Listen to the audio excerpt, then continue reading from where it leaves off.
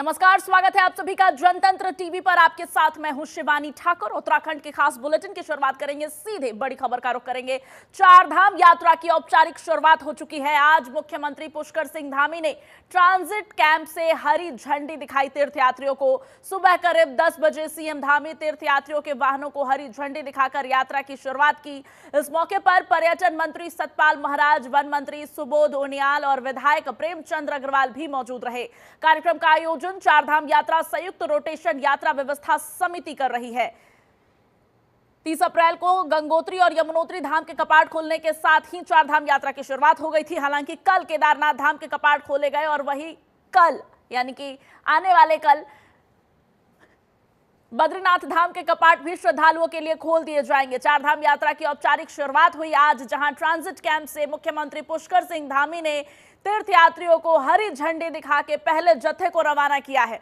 तस्वीरें आपको दिखा रहे हैं। मुख्यमंत्री पुष्कर सिंह धामी खुद ट्रांजिट कैंप पहुंचे, जहां उन्होंने तीर्थयात्रियों के पहले जत्थे को हरी झंडी दिखाकर तीर्थ के लिए रवाना किया। इसी के साथ धूमधाम से उत्तराखंड में चारधाम यात्रा की शुरुआत हो चुकी है। राज्य सरकार की तरफ से तमाम पुख्ता तैयारियां की गई है। स्वास्थ्य से लेकर सड़क तक, मौसम से लेकर तमाम मुकम्मल तैयारियों को दुरुस्त किया गया है, ताकि यात्रियों को अपनी यात्रा पूरी करने में किसी भी तरह की परेशानी का सामना ना करना पड़े। ऑनलाइन रजिस्ट्रेशन के साथ साथ अब ऑफलाइन रजिस्ट्रेशन के काउंटर भी खोल दिए गए हैं। यात्रा मार्गों के लिए रूट से लेकर डाइवर्जन तक की तमाम जानकारी यात्रियों को दिए जा रहे हैं।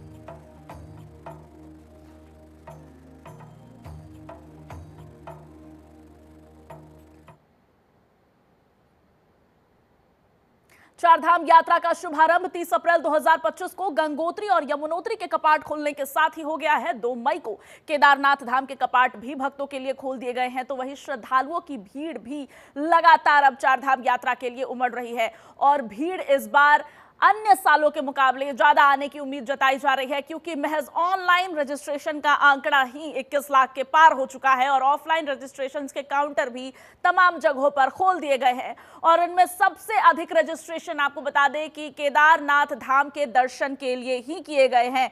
और कल मुख्यमंत्री पुष्कर सिंह धामी ने केदारनाथ धाम के कपाट खोलने का काम किया। कल वहां पर 108 क्विंटल फूलों से केदारनाथ धाम को सजाया गया, विधिवत तरीके से कपाट खोले गए और इसके साथ ही भारी भीड़ उमड़ना भक्तों की वहां पर शुरू हो गई है।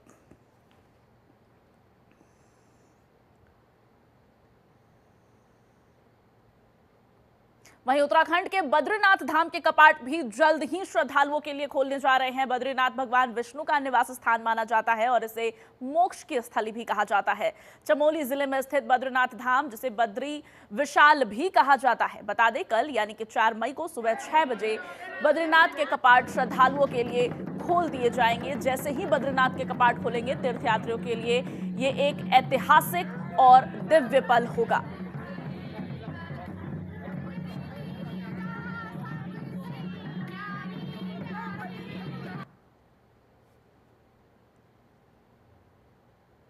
तो चारधाम यात्रा की शुरुआत हो चुकी है। बद्रीनाथ धाम के कपाट कल तीर्थयात्रियों के लिए खोल दिए जाएंगे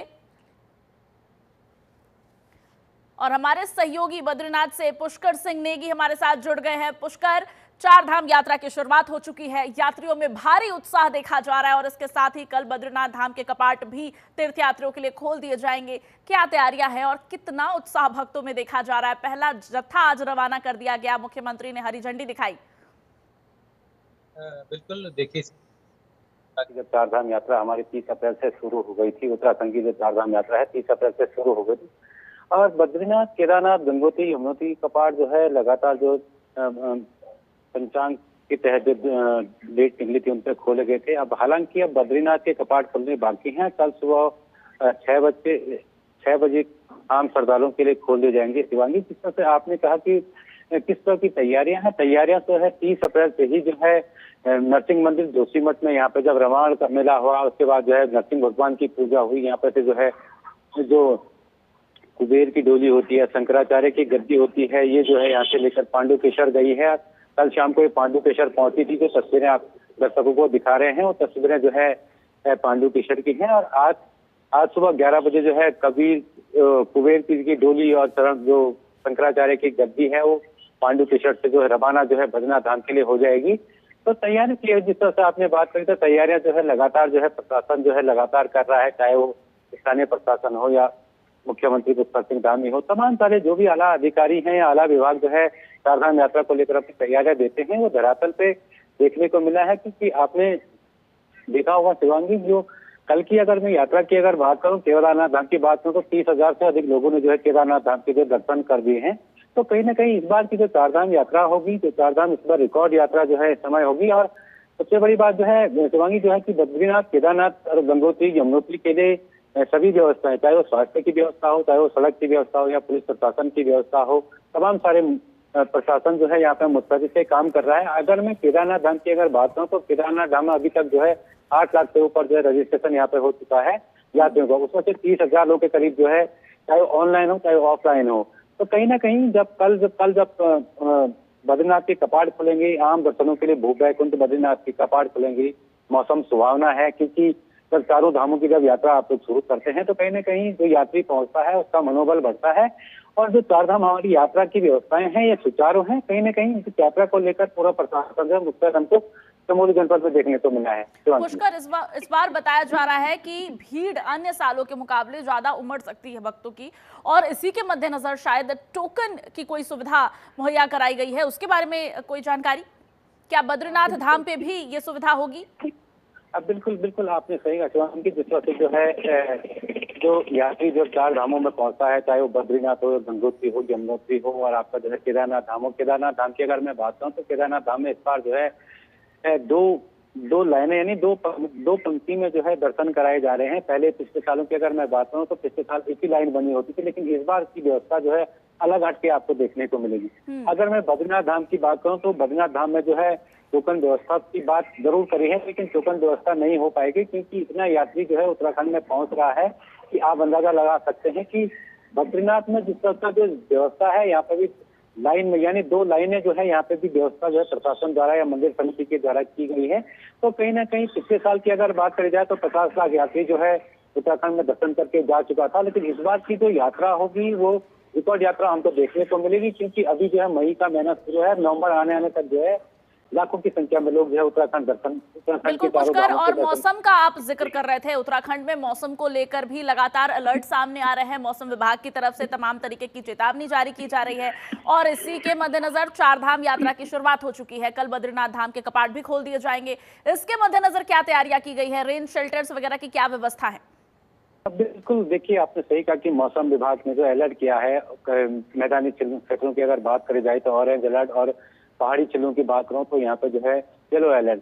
तो कहीं ना कहीं मौसम विभाग की अगर बात करी जाए, क्योंकि आपदा वाला प्रदेश है, बारिश होती है तो सड़कें बंद हो जाती हैं और यात्री फंस जाते हैं। इसको लेकर जो आपदा प्रबंधन की टीमें जो है लगातार जो है, चाहे वो बद्रीनाथ यात्रा मार्ग पर हो, चाहे वो केदारनाथ यात्रा मार्ग पर हो, चाहे वो गंगोत्री यात्रा मार्ग पर हो, चाहे वो यमुनोत्री वाले मार्ग में, तैयारियां तो प्रशासन पूरी करता है। लेकिन बारिश के सामने, बरसात के सामने प्रशासन भी अपनी उतनी जितनी नाकामी हो जाती है, जितनी व्यवस्था प्रशासन करता है वो बिल्कुल। और उत्तराखंड मौसम के लिहाज से बेहद संवेदनशील इलाका है। हालांकि सरकार की तरफ से तमाम तैयारियां की गई है। रेन शेल्टर्स का तीर्थयात्रियों के लिए यहां पर आयोजन किया गया है, रेन शेल्टर्स बनाए गए हैं, और यहां पर ग्रामीणों को फर्स्ट रिस्पॉन्डर्स बनाया गया है। किसी भी आपात की स्थिति में ग्रामीण सबसे पहले रिस्पॉन्ड करेंगे। तमाम जानकारी साझा करने के लिए पुष्कर आपका बहुत शुक्रिया। चलिए बुलेटिन में आगे बढ़ेंगे। बात अब उत्तराखंड में मौसम की कर लेते हैं। उत्तराखंड में मौसम एक बार फिर करवट बदल रहा है। मौसम विभाग के अनुसार अगले 3 दिन प्रदेश में ओलावृष्टि और भारी बारिश होगी। साथ ही कहीं कहीं आकाशीय बिजली गिरने और तूफान को लेकर भी अलर्ट जारी किया गया है। बता दें, उत्तराखंड में तापमान में भारी गिरावट दर्ज की गई है। मई महीने के शुरुआती दिनों में मैदानी इलाकों में इस बारिश से कहीं ना कहीं राहत मिलेगी। तो उत्तराखंड में मौसम का मिजाज बदलने वाला है। मौसम विभाग की तरफ से आकाशीय बिजली और तूफान को लेकर चेतावनी जारी की गई है। तमाम निर्देश लोगों को दिए जा रहे हैं। उत्तराखंड मौसम के लिहाज से एक बेहद संवेदनशील इलाका है। हालांकि मैदानी इलाकों को लेकर कहा जा रहा है कि मौसम के बदले मिजाज से लोगों को गर्मी से राहत मिलेगी। हालांकि पहाड़ी इलाकों को लेकर तमाम तरीके की मौसम विभाग की तरफ से चेतावनी जारी की गई है। कई जगहों पर आकाशीय बिजली गिरने को लेकर भी चेतावनी जारी की गई है। ओलावृष्टि की संभावना भी बताई जा रही है। अगले 3 दिन प्रदेश में ओलावृष्टि और भारी बारिश के आसार हैं। हमारे सहयोगी हरीश खनेरा हमारे साथ जुड़ गए हैं। हरीश, मौसम एक बार फिर करवट लेने वाला है। पहाड़ी इलाकों में इससे क्या हालात बदलेंगे और मैदानी इलाकों के लोगों को क्या राहत मिलेगी? देखिए शिवानी, जिस तरह से मौसम विभाग की तरफ से जो चेतावनी दी गई है अगले 24 घंटे से लेकर के, और अगर हम 3 दिन की बात करें तो लगातार मौसम में परिवर्तन देखा जा सकता है। पहाड़ी क्षेत्रों की बात करें तो जहाँ लगातार बारिश भी हो रही है। इसके अलावा अगर हम कल की अगर बात करें तो कल आप आधे दिन तक बारिश देहरादून में भी रही है और उत्तराखंड के कई हिस्सों में रही है। इसके साथ ही कहीं न कहीं जो मैदानी क्षेत्र हैं उनको गर्मी से जो चिलचिलाती गर्मी हो रही थी उससे राहत मिली है। दूसरी तरफ अगर हम पहाड़ी क्षेत्रों की बात करें तो वहां पर एक तरफ फिर से ठंड बढ़ने गया है। तो ये माना जा सकता है कि आज की अगर बात करें और आज से 3 दिन तक जो मौसम विभाग के डायरेक्टर हैं विक्रम सिंह ने जो अलर्ट यहाँ पर जारी किया है उसमें साफ तौर पर ये कहा गया है कि कई जगहों पर तेज हवाएं चल सकती है और उसके साथ ही कई इलाकों में ओलावृष्टि होने की भी संभावना है। इससे जहां एक तरफ जो किसान हैं उनकी फसलों को जरूर नुकसान हो सकता है, लेकिन गर्मी से बहुत राहत लोगों को मिलने वाली है। चाहे हम देहरादून हरिद्वार इन जगहों की बात करें और इसके अलावा हम पहाड़ी क्षेत्रों की बात करें, क्योंकि सबसे ज्यादा जो टिहरी क्षेत्र की अगर बात करें तो वहां पर भी मौसम का जो मिजाज है वो बदलाव लग रहा है। और इसके साथ ही अगर हम तमाम उन जगहों की भी बात करें, क्योंकि अब प्रदेश में चार धाम यात्रा भी शुरू हो चुकी है और कहीं न कहीं जो चार धाम यात्रा में आने वाले लोग हैं, एक तरफ वो जहाँ दर्शन भगवान के करेंगे तो दूसरी ओर वो जो यहाँ का जो मौसम है उसका नजारा और उसका लुत्फ भी उठाएंगे जी। बिल्कुल हरीश, तो कहीं ना कहीं सुहावना भी होने वाला है। हालांकि सुहाने मौसम का लुत्फ उठाने के साथ साथ मुझे लगता है कि मौसम के मद्देनजर सावधानी बरतने की भी जरूरत होगी हरीश, क्योंकि ओलावृष्टि की संभावना भी जताई जा रही है और आकाशीय बिजली गिरने की चेतावनी भी दी गई है। ऐसे में लोगों को क्या दिशा निर्देश दिए गए हैं मौसम विभाग की तरफ से? देखिए शिवानी, बिल्कुल आपने सही कहा कि एक तरफ जहाँ मौसम सुहाना होगा तो दूसरी तरफ कहीं न कहीं क्योंकि आपदा प्रदेश है और ऐसे में कई जगहों पर आपदा जैसी स्थितियां भी बनती हैं। तो इसको लेकर के जहाँ एक तरफ जो आपदा प्रबंधन विभाग है उनमें और सरकार की तरफ से जो सभी जो रेस्क्यू डिपार्टमेंट है उनको अलर्ट मोड पर रखा गया है, चाहे वो तहसील प्रशासन हो या फिर की जो जिला प्रशासन हो। और इसके अलावा एसडीआरएफ की जो टीमें हैं उनको भी अलर्ट मोड पर रखा गया है। अगर इस तरह की कोई दिक्कत होती है, कोई परेशानी होती है तो उनका समाधान करने के लिए तत्काल वहां पर जो रेस्क्यू टीम है वो बिल्कुल, पहुंच तो सके। मौसम का मिजाज लेकिन प्रदेश में दूसरी तरफ बदलने जिस वाला तरह है। ओलावृष्टि और आकाशीय बिजली गिरने की संभावना जताई जा रही है। हालांकि मैदानी इलाकों में मौसम सुहाना होगा, लोगों को गर्मी से राहत मिलेगी, लेकिन बावजूद इसके सावधानी बरतने की जरूरत है। साथ ही मौसम का लुत्फ भी आप उठा सकते हैं। हरीश, तमाम जानकारी साझा करने के लिए आपका बहुत शुक्रिया। बुलेटिन में आगे बढ़ेंगे। नेपाल के डेलीगेशन मुख्यमंत्री पुष्कर सिंह धामी से मिलने पहुंचा। बता दें कि सीएम धामी ने कई अहम मुद्दों पर नेपाल के डेलीगेशंस के साथ चर्चा की। नेपाल डेलीगेशन के साथ मुख्यमंत्री पुष्कर सिंह धामी की यह चर्चा कई मायनों में बेहद खास रही होगी। नेपाल डेलीगेशन मुख्यमंत्री से मिलने के लिए पहुंचा, जहां तमाम मुख्य बिंदुओं पर चर्चा हुई होगी। नेपाल डेलीगेशन के तमाम अधिकारी उत्तराखंड पहुंचे, जहां मुख्यमंत्री पुष्कर सिंह धामी से वो मिलने पहुंचे और इस दौरान कई मुख्य बिंदुओं पर चर्चा हुई। तस्वीरें हम आपको दिखा रहे हैं। नेपाल से पहुंचे हुए ये तमाम डेलीगेशंस के लोग हैं जिनका मुख्यमंत्री ने गर्मजोशी के साथ स्वागत किया। तस्वीरें आप देख सकते हैं। नेपाल से पहुंचे तमाम डेलीगेशंस का मुख्यमंत्री ने गर्मजोशी के साथ यहां पर स्वागत किया है। दोनों ही तरफ से एक दूसरे को सम्मान दिया गया है, बातचीत हुई और किस तरह से नेपाल के साथ मधुर संबंध है उसका भी एक नज़ारा, एक झलक यहाँ पर तस्वीरों के माध्यम से आपको देखने को मिलता है। साथ ही बताया जा रहा है कि डेलीगेशंस के साथ कई अहम मुद्दों पर मुख्यमंत्री पुष्कर सिंह धामी ने चर्चा की।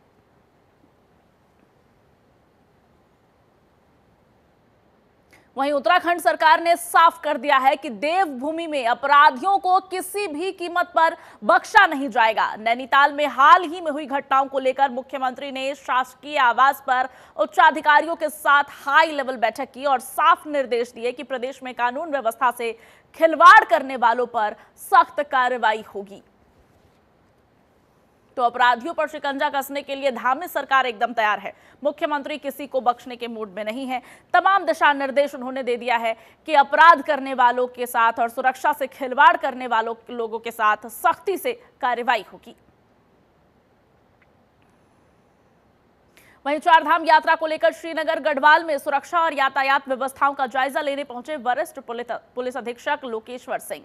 कीर्तिनगर पुल से शिरोडगढ़ तक यात्रा रूट का उन्होंने निरीक्षण किया। साथ ही पार्किंग और होर्डिंग एरिया का भी उन्होंने निरीक्षण किया। इसी बीच अधिकारियों को सख्त दिशा निर्देश भी दिए गए। उन्होंने कहा सीसीटीवी की 24 घंटे निगरानी रखें और यात्रियों से मधुर व्यवहार करें। बता दें कि चारधाम यात्रा के लिए सभी व्यवस्थाएं दुरुस्त हैं और श्रद्धालुओं की सेवा में हर समय प्रशासन तैयार है।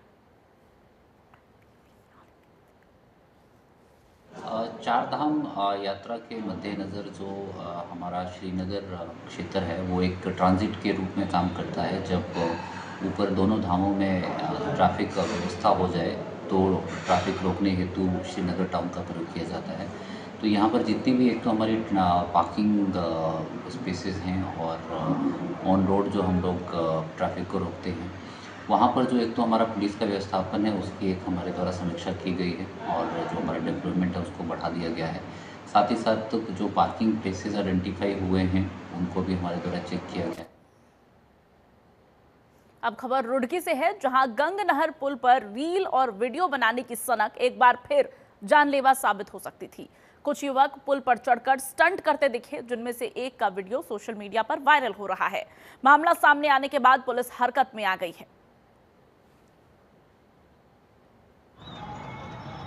तो पुल पर चढ़कर रील और वीडियो बनाने की सनक जो युवाओं पर सवार है उसका एक नजारा देख सकते हैं। कितना जानलेवा यह साबित हो सकता था ये भी साफ तौर पर देखा जा सकता है। हालांकि ये बात कुछ रील प्रेमियों को समझ नहीं आ रही।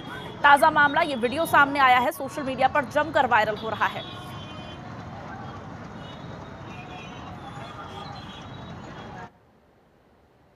अगली खबर रुड़की के पिरान कलियर थाना इलाके से है, जहां विश्व प्रसिद्ध साबिर पार्क दरगाह परिसर में एक जेब कटर की धुनाई का वीडियो सोशल मीडिया पर वायरल हो रहा है। दरअसल दरगाह परिसर में पहुंचे लोगों ने एक युवक को रंगे हाथ जेब काटते हुए पकड़ लिया, जिसके बाद वहां मौजूद लोगों में गुस्से का माहौल बन गया। भीड़ ने मौका पाकर जेब कटर की जमकर पिटाई कर दी। इस घटना का वीडियो सोशल मीडिया पर वायरल हो गया और फिर पुलिस ने आरोपी को गिरफ्तार कर लिया। फिलहाल पुलिस जेब कटर से पूछताछ कर रही है।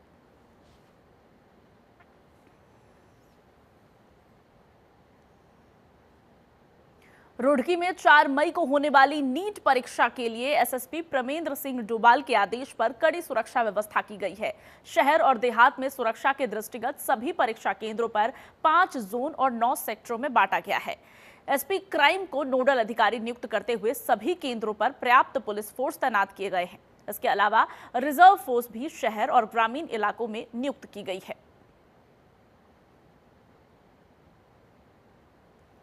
संडे को होने वाली नीट की परीक्षा के लिए हरिद्वार पुलिस पूरी तरीके से तैयार है। इस संबंध में सभी जो ब्रीफिंग्स हैं वो पूर्ण कर ली गई हैं और संपूर्ण जो हमारे हरिद्वार क्षेत्र में 12 मुख्य सेंटर हैं, जिन्हें 5 जोनों में डिवाइड किया गया है और 9 सेक्टरों में इनको बनाया गया है। जोन में सर्कल अफसर, डिप्टी एसपी लेवल के अधिकारी लगाए गए हैं और सेक्टरों में एसएचओ स्तर के अधिकारी लगाए गए हैं। साथ ही जो नीट के जो प्रश्न पत्र हैं उनको लाने ले जाने के लिए गार्ड के अरेंजमेंट्स किए गए हैं, उनकी प्रॉपर ब्रीफिंग की जा चुकी है।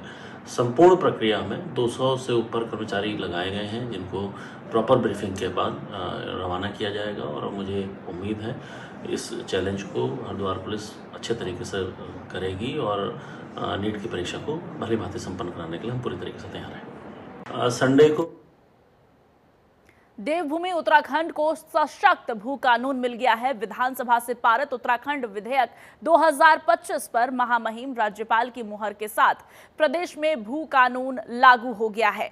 अब कृषि और उद्यान भूमि की अनियंत्रित बिक्री पर पूरी तरह से रोक लगी है। आवासीय, शिक्षा, अस्पताल, होटल और उद्योग जैसी जरूरतों के लिए भी अन्य राज्यों को लोगों को अब तय प्रक्रिया और मानकों के अनुसार ही जमीन मिलेगी। मुख्यमंत्री पुष्कर सिंह धामी ने इस बारे में कहा कि राज्य की संस्कृति और सामाजिक पहचान को मजबूत करने की दिशा में ऐतिहासिक कदम है। डेमोग्राफी चेंज की कोशिश पर अब प्रभावी रोक लगेगी। भू कानून का उल्लंघन करने वालों पर भी सख्त कार्रवाई की बात कही मुख्यमंत्री ने। साथ ही मुख्यमंत्री ने महामहिम राज्यपाल का आभार जताया।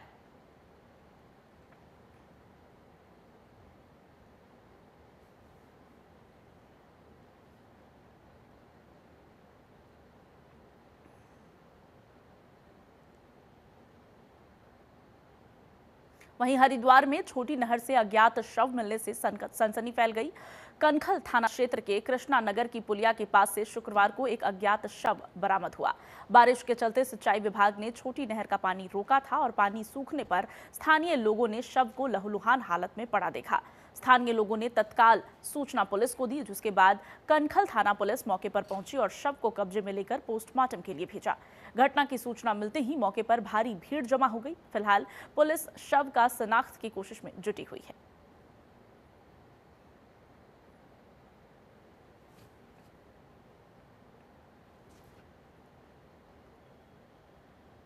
वहीं हरिद्वार में नगर निगम जमीन खरीद घोटाले के मामले में अब कड़ी जांच और कार्रवाई की मांग उठ रही है। प्राचीन अवधूत मंडल आश्रम के अध्यक्ष महामंडलेश्वर रुपेंद्र प्रकाश ने प्रेस कॉन्फ्रेंस कर इस मामले में आरोपी अधिकारी पर एफआईआर दर्ज करने और क्राइम ब्रांच से जांच कराने की मांग की है। महामंडलेश्वर स्वामी रुपेंद्र प्रकाश का आरोप है कि निचले स्तर के अधिकारियों को सस्पेंड कर आईएएस अधिकारी को बचाने की कोशिश की जा रही है। उनका कहना है कि घोटाले में मुख्य भूमिका निभाने वाले अधिकारी पर भी कार्रवाई होनी चाहिए। साथ ही लैंड यूज चेंज करने वाले राजस्व विभाग के अधिकारियों की भूमिका भी संदिग्ध है।